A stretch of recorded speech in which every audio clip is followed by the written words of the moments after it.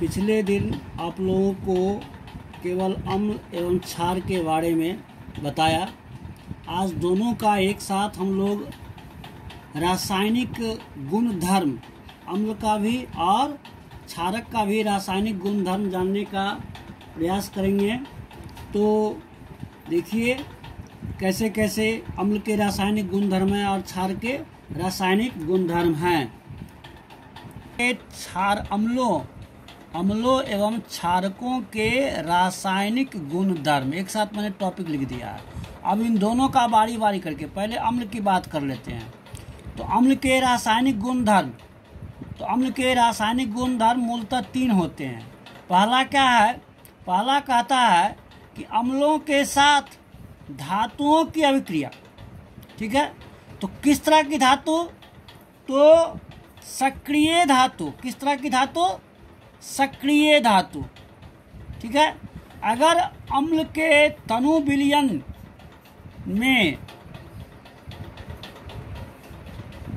अगर रखा जाता है या उसके साथ रासायनिक अभिक्रिया कराई जाती है तो विलयन के रूप में ही हमको क्या मिलेगा? धातु के लवण मिलेंगे और क्या बनेगा? हाइड्रोजन गैस बनेगा। तो पहला क्या हुआ? अम्ल के साथ धातुओं की अभिक्रिया। तो अम्ल के साथ धातुओं की अभिक्रिया करके क्या करता है? तो धातु के लवण किसके रूप में? तो विलयन के रूप में, और हाइड्रोजन गैस मुक्त करती है। जैसे सक्रिय धातु के रूप में हम लेते हैं कि मैग्नीशियम है। मैग्नीशियम ने तनु अम्ल के रूप में H2SO4 के साथ अभिक्रिया किया तो क्या बनाया? तो मैग्नीशियम सल्फेट MgSO4 बनाया और हाइड्रोजन गैस मुक्त किया। इसी तरह से अगर हम जस्ता को लेते हैं और इसके साथ हाइड्रोक्लोरिक अम्ल 2HCl लिया तो क्या बनाया? तो जिंक क्लोराइड बनाएगा। क्या बनाएगा? जिंक क्लोराइड बनाएगा और H2 गैस मुक्त करेगा। यानी कि तय हो गया कि जो सक्रिय धातु हैं वह किसी भी अम्ल के साथ रासायनिक संयोग करेगा तो क्या बनाएगा? तो विलयन के रूप में लवण बनाएगा और हाइड्रोजन गैस मुक्त करेगा। दूसरा क्या कहता है? दूसरा कहता है कि अम्लों के धातुओं के कार्बोनेट। किसके कार्बोनेट? तो धातुओं के कार्बोनेट या धातु के हाइड्रोजन कार्बोनेट के साथ अगर अभिक्रिया करता है तब क्या करता है? तब यह धातु का लवण बनाता है। किसके रूप में? तो लिक्विड के रूप में, विलयन के रूप में, और कार्बन डाइऑक्साइड गैस मुक्त करती है। अभी हम लोगों ने पढ़ा हाइड्रोजन गैस मुक्त करती है। अब देखिए अगर कार्बोनेट या हाइड्रोजन कार्बोनेट वाले धातु अगर अम्ल के साथ मिलेंगे, रिएक्शन करेंगे तो क्या बनाएंगे? हाइड्रोजन कार्बन डाइऑक्साइड गैस मुक्त करेंगे। कैसे?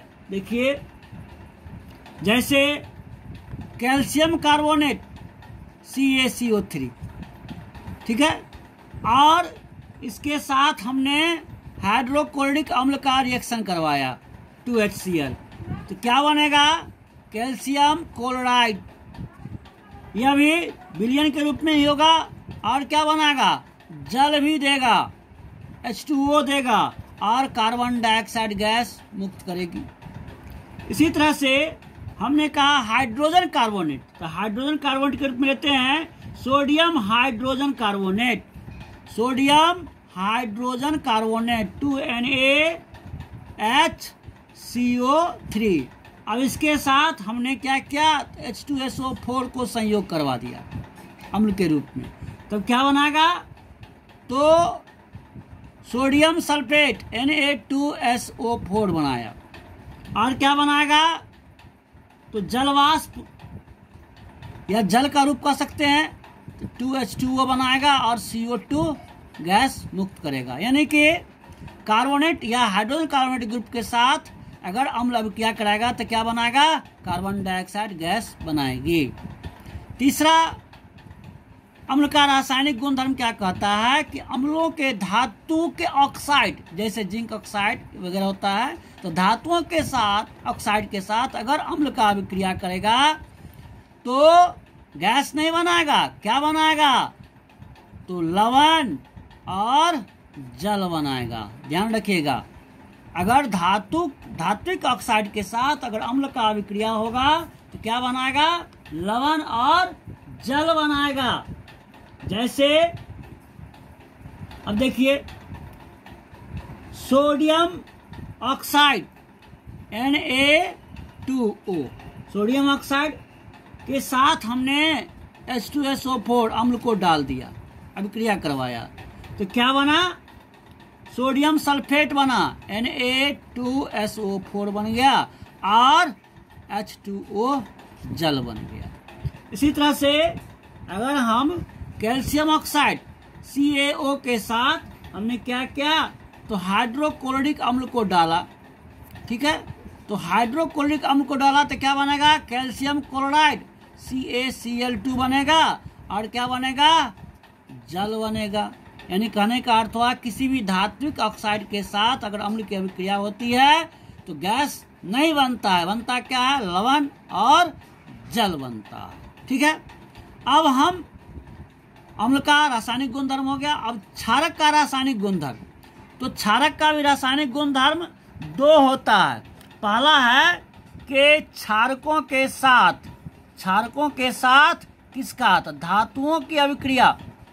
ठीक है, अब क्षारकों के साथ अगर धातुओं की अभिक्रिया होती है तो क्या कहता है कि जो धातु क्षार का विलयन किसका? तो क्षार का विलयन है ना,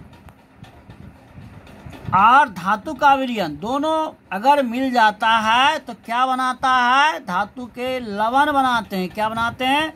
धातु के लवण बनाते हैं और हाइड्रोजन गैस मुक्त करता है। तो केवल अम्ल के साथ ऐसा बात नहीं है, क्षारकों के साथ अगर धातुओं की भी अभिक्रिया करावेंगे तो हाइड्रोजन गैस मुक्त हो सकती है। जैसे हमने जिंक को लिया और जिंक के साथ सोडियम हाइड्रोक्साइड 2NaOH का रिएक्शन करवा दिया तो क्या बनेगा? तो sodium zincate Na2ZnO2 sodium zincate बनेगा और हाइड्रोजन गैस मुक्त होगी। इसी तरह से अगर हमने अल्युमिनियम के साथ अगर हमने सोडियम हाइड्रोक्साइड का अभिक्रिया करवाया 2NaOH, ठीक है, तो क्या बनेगा? और इसमें जल भी मिलाना होगा। क्या मिलाना होगा? जल। H2O लिख दिए, यहाँ डालते हैं तो क्या बनता है? सोडियम एल्यूमिनेट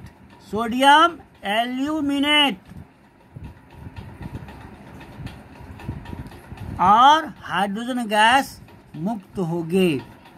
कहने का अर्थ हुआ किसी भी क्षारकों के साथ अगर धातुओं की अभिक्रिया कराई जाए तो क्या बनेगा? हाइड्रोजन गैस मुक्त होगा। बोलिए, अब हम क्षारक का दूसरा रासायनिक गुण, तो क्षारक का दूसरा रासायनिक गुण क्या कहता है? क्षारकों के अधात्विक ऑक्साइड, ठीक है, यानी अधातु वाले ऑक्साइड के साथ अभिक्रिया करेगा कौन? क्षारक। तो किस तरह का अधात्विक ऑक्साइड? तो अम्लीय गुण वाले अधात्विक ऑक्साइड अगर क्षारक के साथ अभिक्रिया करेगा तो गैस नहीं बनाएगा, क्या बनाएगा? लवण और जल बनाएगा। जैसे हमने क्या किया? तो सल्फर ट्राइऑक्साइड SO3, ठीक है, इसके साथ हमने क्या किया? कैल्शियम हाइड्रोक्साइड का अभिक्रिया करा दिया, विलयन में डाल दिया, तो क्या बनेगा? कैल्शियम सल्फेट बन जाएगा। क्या बनेगा? कैल्शियम सल्फेट बनेगा और जल। इस तरह से ये लवण हो गए और ये क्या हो गए? जल। और देखिए, जैसे कार्बन डाइऑक्साइड को अगर हमने सोडियम हाइड्रोक्साइड के साथ अभिक्रिया कराया तो क्या बनेगा? सोडियम कार्बोनेट बनेगा और क्या बनेगा, तो जल बनेगा। यानी कहने का अर्थ हुआ कि अम्लीय ऑक्साइड वाले आधात्विक क्षारक ये क्या है, आधात्विक ऑक्साइड का रूप है। अगर सल्फर में O है तो क्या होगा, ऑक्साइड का रूप, इसलिए इसको क्या कहा जाएगा, आधात्विक ऑक्साइड कहा जाएगा। किस तरह का गुण, तो अम्लीय गुण वाले हैं। और ये क्या है, तो क्षार हैं। और इन दोनों के मिलने से क्या बना, यहाँ लवण बना और ये जल बना। ठीक है। अब देखिए कभी कभी होता क्या है कि अम्ल और क्षार आपस में अभिक्रिया कर लेता है तो एक विशेष तरह का रिएक्शन बनाता है, जिसको हम लोग क्या कहते हैं, उदासीनीकरण करते हैं, उदासीनीकरण अभिक्रिया कहते हैं। अब इसका डिफिनीशन क्या होता है, इस पर मैंने एक क्वेश्चन भी बनाया है। जैसे प्रश्न है कि उदासीनीकरण अभिक्रिया से क्या तात्पर्य है, तो इसका आंसर क्या है कि जब हम लोग अम्ल के जलीय विलयन में किसका, तो क्षार का विलयन, एक तरफ अम्ल का जलीय विलयन, दूसरी तरफ क्षार का जलीय विलयन, समतुल्य मीन्स बराबर, समतुल्य का मतलब बराबर मात्रा में मिलाते हैं तो मिल तो जाएगा, दोनों घोल ही है तो क्या तैयार हो गया, विलयन तैयार हो गया, दोनों का मिक्सचर तैयार हो गया। और इस विलयन में अगर हमने लाल लिटमस पत्र को डाला या नीला लिटमस पत्र को डाला तो उसके रंग में कोई परिवर्तन नहीं होता है। कहने का अर्थ हुआ कि लाल लिटमस पत्र डालेंगे तो लाल ही रह जाए, नीला लिटमस पत्र डालेंगे तो नीला ही रह जाए। तो इस तरह का जो हमने रासायनिक अभिक्रिया देखा, उसी रासायनिक अभिक्रिया को क्या कहेंगे, उदासीनीकरण या ना अम्लीय क्षारीयकरण अभिक्रिया कहेंगे। और इस अभिक्रिया में है ना जो विलयन तैयार होगा, उस विलयन में क्या होंगे, लवण और जल दोनों प्राप्त होंगे। जैसे एग्जाम्पल फॉर है कि हमने सोडियम हाइड्रोक्साइड NaOH में क्या किया कि हाइड्रोक्लोरिक अम्ल डाला, HCl डाला, देखिए क्या बना, तो सोडियम क्या बनेगा, सोडियम क्लोराइड बनेगा। क्या बनेगा, सोडियम क्लोराइड NaCl और जल बनेगा। ठीक है। इसी तरह से अगर हम potassium hydroxide K2KOH potassium hydroxide के साथ अगर हम H2SO4 का अभिक्रिया करा दें तो क्या बनेगा, पोटासियम सल्फेट बनेगा, K2SO4 बनेगा और क्या बनेगा, जल बनेगा, तो 2H2O। इस तरह से है ना।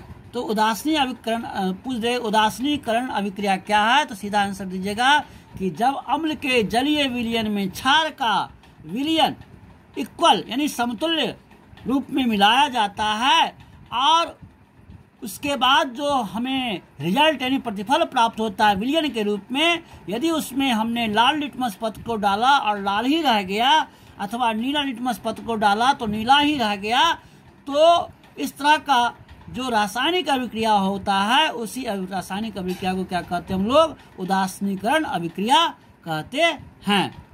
अब देखिए एक और क्वेश्चन हम बताते हैं क्या, तो प्रयोगशाला में हम लोगों को कभी कभी कहता है कि प्रयोग द्वारा दर्शाएं कि धातु अम्ल से अभिक्रिया करके क्या करती है, तो हाइड्रोजन गैस मुक्त करती है। तो कैसे करती है, अब देखिए चित्र में देखिए, हमने क्या लिया, ये इसको क्या कहते हैं, फ्लास्क कहते हैं। क्या कहते हैं, फ्लास्क। इसको क्या कहते हैं, थीसल किप कहते हैं। इसको क्या कहते हैं, तो निकास नली कहते हैं। इसको क्या कहते हैं, तो नाद कहते हैं। ठीक है। हमने एक थीसल किप लिया और निकास नली लिया और इस फ्लास्क में हमने क्या किया, पहले ये जिंक का टुकड़ा, ये देख रहे हैं ना, ये जिंक का टुकड़ा है, जिंक का टुकड़ा रख दिया है ना, और इस किप को और निकास नली को काक के छिद्र से होकर के इस फ्लास्क में डाल दिया। अब हम क्या करते हैं, ऊपर से H2SO4 क्या करेंगे, जिंक के टुकड़े पर डाल रहे हैं। तो यहाँ क्या तैयार हो गया, तो जिंक और H2SO4 का घोल तैयार हो गया। जैसे ही H2SO4 आएगा तो ये लाल लाल रंग का आप देख रहे हैं, ये क्या होता है कि हाइड्रोजन गैस का बुलबुला उठना आरंभ होगा और यह इस मार्ग से होकर के, इस निकास नली के मार्ग से होकर से यह क्या आया, यह साबुन का जलीय विलयन तैयार हमने पहले से नाद में रखा, उसमें यह आया। आने के बाद यह बुलबुला के रूप में, यह जो देख रहे हैं बुलबुला, यह सब क्या है? Hydrogen gas. ये सब क्या है? तो हाइड्रोजन गैस है। ये सब क्या है? तो H2O गैस है। ठीक है, ये बुलबुला क्या है? ये जो देख रहे हैं ये क्या है? तो हाइड्रोजन गैस है। इसको हमने क्या किया कि एक माचिस की तिल्ली को जलाया और उसके संपर्क में लाया। जैसे ही संपर्क में लाया तो यह जो हाइड्रोजन गैस है वह प्राक से जलेगा, यानी पप की ध्वनि के साथ यह जलेगा। और जैसे ही जलेगा तो समझ जाएंगे कि यह जो बुलबुला निकल रहा था कहाँ से? इस नाद से ऊपर की ओर उड़ रहा था, और जैसे ही पप की ध्वनि हुई और जला तो समझ जाएंगे कि वह जो गैस निकल रहा है वह कौन सा गैस है? तो हाइड्रोजन गैस है। तो परीक्षा में पूछ भी सकता है कि प्रयोगशाला विधि के माध्यम से हाइड्रोजन गैस कैसे तैयार किया जाते हैं। तो हम कैसे लिखेंगे कि अब है कि जैसे है कि हमने एक क्या किया, एक फ्लास्क लिया और फिसल कीप लिया, निकास नली लिया, जो जो उपकरण है उन सारे उपकरणों का हम लोग नाम क्रमशः लिखेंगे। अब क्या करते हैं, तो फ्लास्क में पहले जिंक का छोटा छोटा टुकड़ा डाल दिए। फ्लास्क में हमने क्या किया कि एक फिसल कीप को और एक निकास नली को, इसको क्या कहते हैं, काला काला देख रहे हैं, इसको कार्क कहते हैं। इस कार्क की सहायता से जो है क्लोज कर दिया। और उसके बाद इस फिसल कीप के माध्यम से हमने क्या किया, H2SO4 को यहाँ डाला तो दोनों का यह घोल तैयार होना यहाँ आरंभ हुआ। तो यह बुलबुला के रूप में हाइड्रोजन गैस निकला और निकल के निकास नली के माध्यम से साबुन के जलीय विलयन में प्रवेश करने के बाद यह बुलबुले के रूप में ऊपर वायुमंडल की ओर उठना आरंभ किया।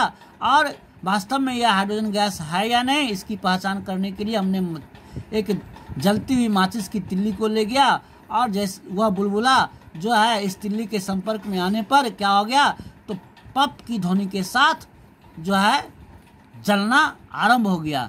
इससे पता चल जाता है कि हाइड्रोजन गैस जो है मुक्त हो रहे हैं। इस तरह से हम लोग जो है हाइड्रोजन गैस को प्रयोगशाला के माध्यम से भी दर्शा सकते हैं।